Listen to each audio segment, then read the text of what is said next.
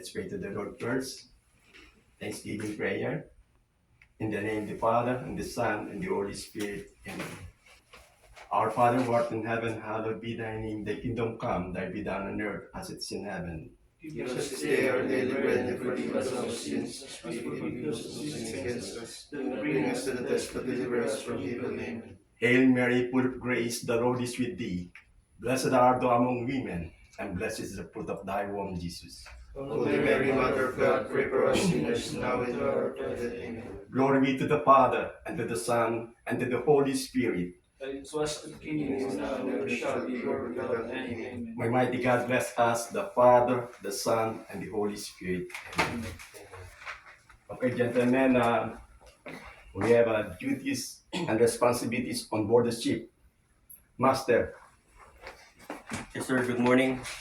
The duties and responsibilities of a master is he ensure the safety of the vessel, also the security of the vessel at port and also at sea, and also he must ensure that the vessel is in compliance of the rules and regulations of all the organizations, and also he stands as the company security officer, and also he must ensure that everyone is in complying with the safety management system of the company and must be followed on board.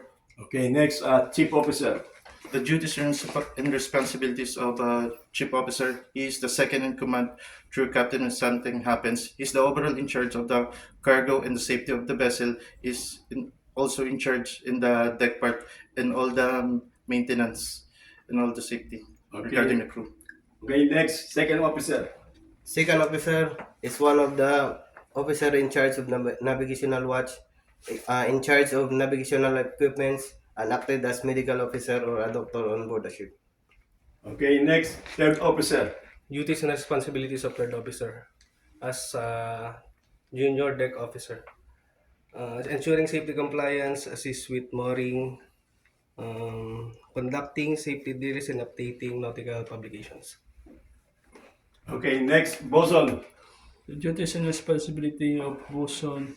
Bosun is the highest rank at the ratings.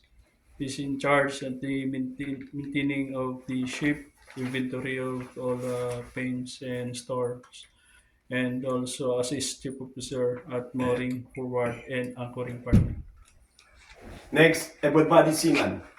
AB is steering the ship, deck maintenance, and assist in cargo operation with the chief officer orders. Okay. Next, Ordinary Seaman. As an officer, the duties and responsibilities is to obey orders from senior officers, help in mooring lines, and assist AB for the deck maintenance.